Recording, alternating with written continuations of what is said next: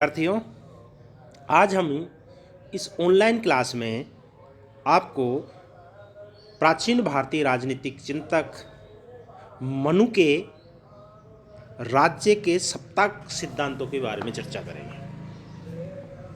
मनु के पिछले वीडियो में हमने उसके धर्म, उसकी मनुस्मृति, इसके बारे में विस्तृत रूप से चर्चा की है।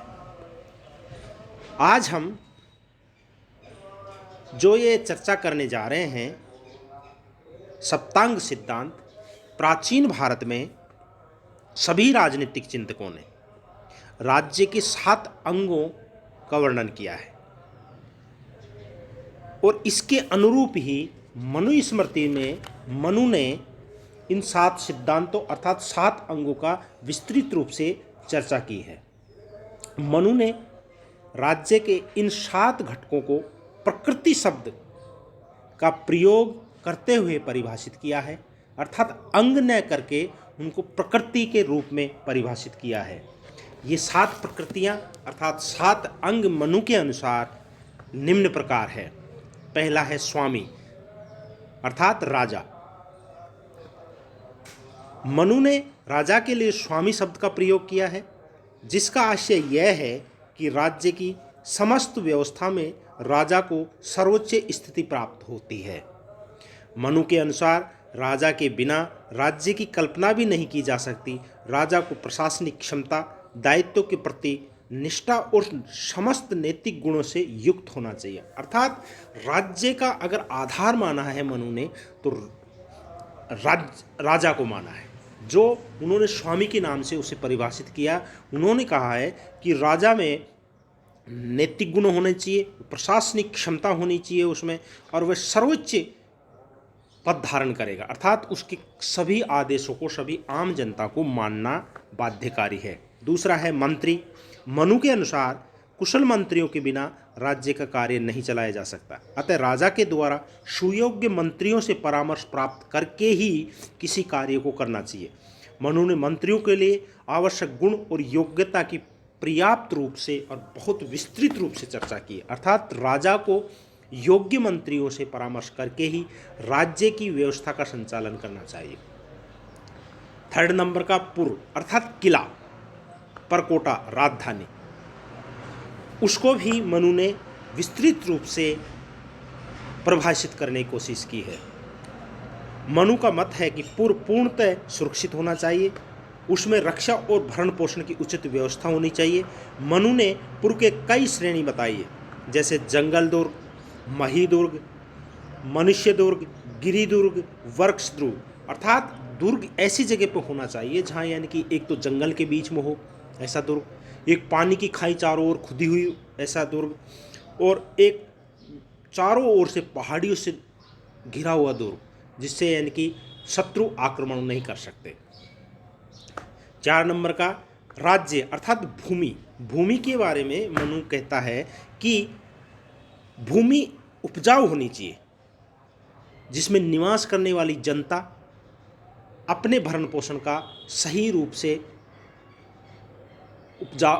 उत्पादन कर सके। और इस आधार पर मनु जहाँ राज्य शब्द का इसमें प्रयोग करता है, लेकिन इसमें भ्रमक होने की आवश्यकता नहीं है। राज्य से संबंधित उसकी राज्य की भूमि और उसमें निवास करने वाली जनता से माना जाता है। कोष। मनु ने कहा है कि कोष राज्य में अनिवार्य रूप से होना चाहिए। कोष इतना होना चाहिए कि विपत्ति के समय में आम जनता की वह सुरक्षा कर सके। इस प्रकार उन्होंने समुचित मात्रा में राज्य के अंदर कोष की व्यवस्था को भी उसका एक अंग माना है। 6 नंबर का है दंड। दंड से अर्थ है सेना और शक्ति। मनु के कहा है कि सेना के अनेक अंग हो सकते हैं, जिसमें हस्त सेना, रथ सेना, अश्व सेना, जल सेना और पैदल सेना। मनु ने राजा को परामर्श दिया कि यह सेना के सभी अंगों को सुदृढ़ कर राज्य की रक्षा के लिए समुचित व्यवस्था करे।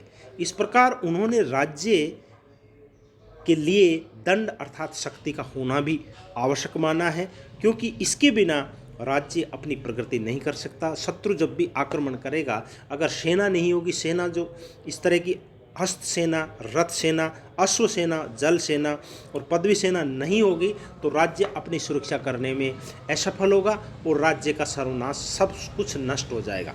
इस आधार पर 6 नंबर का जो उन्होंने 6 नंबर की यानी कि राज्य का अंग बताया दंड, वो सेना, वो भी अति आवश्यक है। लास्ट बताया मित्र।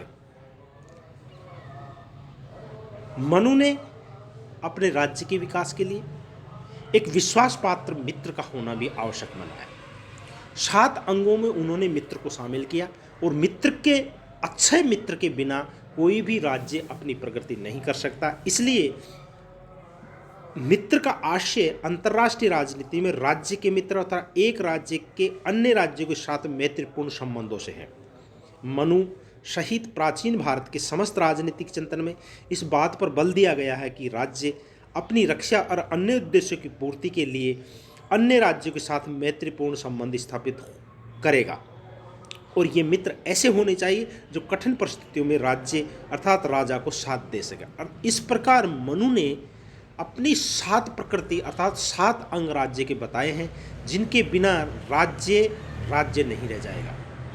स्वामी, मंत्री, पुर अर्थात किला, राज्य मतलब भूमि, कोष मतलब धन, दंड मतलब शक्ति और मित्र। इस आधार पर मनु ने यह व्यवस्था की कि राज्य को अपने इन 7 अंगों के होने पर ही उसको संपूर्ण राज्य अर्थात शक्तिशाली राज्य कह सकते हैं। राज्य के उपयुक्त अंगों के तुलनात्मक महत्व के संबंध में मनु का दृष्टिकोण नितांत स्पष्ट था। मनुस्मृति में कहा कि प्रत्येक प्रकृति अर्थात प्रत्येक अंग को उसके पश्चात दी गई प्रकृति की तुलना में अधिक महत्वपूर्ण स्थान होना चाहिए। अर्थात राज्य का सबसे अधिक महत्वपूर्ण अंग स्वामी है और महत्व के क्रम में दूसरा स्थान मंत्री का है। और आशय यह है कि मंत्री, राजा के द्वारा मंत्री और मंत्रियों की सहायता से कार्य किया जाना चाहिए और शासन व्यवस्था के सुचारू रूप से संचालन के लिए राज्य की अन्य अंग को भी सुदृढ़ किया जाना चाहिए, उनका समुचित उपयोग किया जाना चाहिए। मनु ने राज्य की प्रकृति की तुलनात्मक वरीयता का निर्धारण किया, लेकिन ऐसा करते हुए इस बात पर बल दिया है कि वह समस्त प्रकृतियां राज्य के लिए नितांत आवश्यक है। ये सभी प्रकृतियां एक दूसरे पर निर्भर है।